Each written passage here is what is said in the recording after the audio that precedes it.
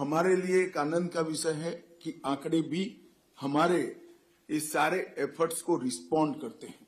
हिंसा की घटनाएं जो पहले 16,463 हुई थी, अब 7,700 तक सीमित हुई है और अगले साल से तो और कम होगी, मगर मैं 10 साल का आंकड़ा कह रहा हूं, लगभग 53% की कमी है। और नागरिक और सुरक्षा बलों की मृत्यु में 70% की कमी हुई है। हिंसा को रिपोर्ट करने वाले जिले जो 96 है, इसकी जगह 42 हुए हैं, 57% कमी हुई है। मुख्यमंत्री तेलंगाना ने सच ही कहा है, ये जिलों की संख्या इसलिए थोड़ी ज्यादा दिखती है कि 42 में से 21 जिले नए बने हैं।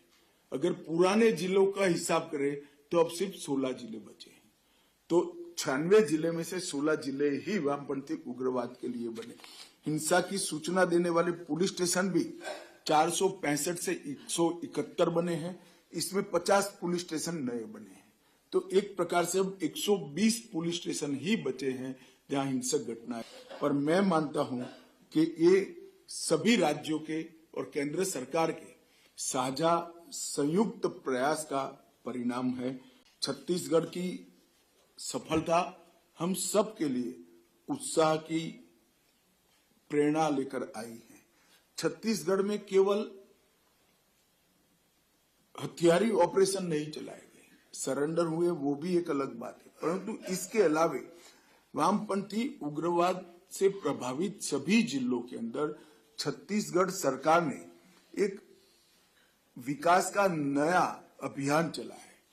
300 के आसपास व्यक्तिगत और फैमिली के साथ जुड़ी हुई भारत सरकार और छत्तीसगढ़ सरकार की योजनाओं को 100% सैचुरेशन का लक्ष्य रखा है। इसके कारण गांव में स्कूल पहुंचा है, सस्ता अनाज की दुकान पहुंची है, सस्ती दवाइयों की दुकान पहुंची है, पब्लिक हेल्थ सेंटर बनाए गए हैं और सेकेंडरी स्कूलों की भी शुरुआत हुई।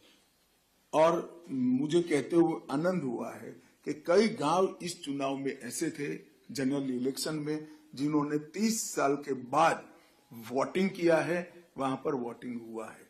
वरना पोलिंग पार्टी जाती थी, नील वोटिंग का डब्बा लेकर वापस आती थी।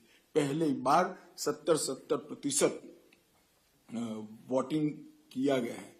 सुरक्षा वैक्यूम को कम करने के लिए 2019 से अब तक हमने 280 नए कैंप बनाए हैं, 15 नए ज्वाइंट टास्क फोर्स बनाए हैं और सीआरपीएफ की 6 बटालियन नई अलग अलग राज्यों में राज्य पुलिस की सहायता में हमने भेजा है। मैं जब इस बैठक को डिटेल सुन रहा था, तब राज्यों के बीच में आपसी तालमेल और सीमावर्ती जिलों के अंदर ज्वाइंट टास्क फोर्स की रचना तो हमने की है, मगर इसकी हायरार्की और उसके ऑपरेशंस को बढ़ाने की जरूर है।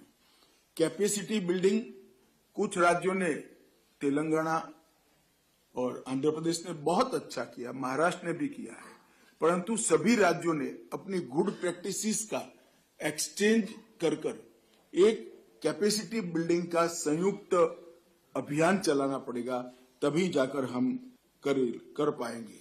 मित्रों, पिछले वर्ष हुई बैठक में दिए गए सुझावों पर हमने कई बदलाव और कई नए प्रावधान किए हैं और मैं आप सभी को बताना चाहता हूं, आप सभी ने बहुत सारी योजनाओं के लिए बताया है।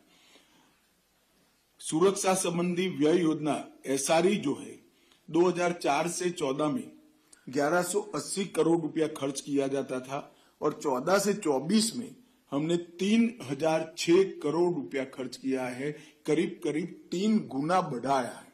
एसआरई मेन स्कीम है जो नक्सल प्रभावित क्षेत्र में विकास के कामों को देता है। एलडब्ल्यूई के प्रबंधन के लिए केंद्रीय एजेंसियों को सहायता की योजना और राज्य पुलिस को सहायता की योजना जो हम नई लेकर आए हैं, 2004 से 14 में नई थी, उसमें और 1055 करोड़ दिया है, जिसमें हेलीकॉप्टरों और सीआरपीएफ के मजबूत बुनियादी ढांचे और राज्य पुलिस के मजबूत बुनियादी ढांचों को 2017 से शुरू किया था। इसको हमने 19 के बाद बढ़ावा इंट्रोड्यूस किया है।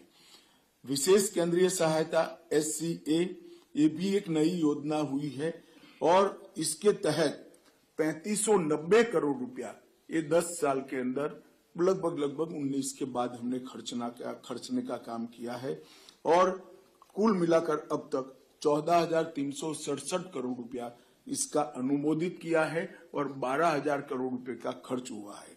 ये भी एक पूर्ण रूप से नई योजना शुरू हुई। फोर्टिफाइड पुलिस स्टेशन पहले 66 बनाए गए 10 साल में, अब 10 साल में 544 बनाए गए हैं। सड़क नेटवर्क पहले 2,900 किलोमीटर बनाया गया, इस 10 साल के अंदर सड़क नेटवर्क 11,500 किलोमीटर बनाया गया है।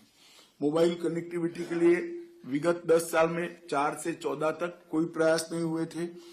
14 से 24 में 15,300 टावर लगा दिए गए हैं और उसमें से 5139 टावर को 4G का भी बनाने का काम समाप्त हुआ है। भारतर एकमात्र परीक्षित बायोसार पृथ्वी प्रो माटी को रखे सुस्थ दिए नुआ जीवन। धान पनीपरिबा और डाली जातीय फसल पाई लाभदायक, अमल बढ़ाए, रोग कमाए। आज ही जमीरे प्रयोग करंतु। राज्यर प्रत्येक जिला और ब्लॉक पाई आमे डिस्ट्रीब्यूटर और डीलर नेउछु। जोगाजोग पाई 9937054201 नंबर को डायल करंतु।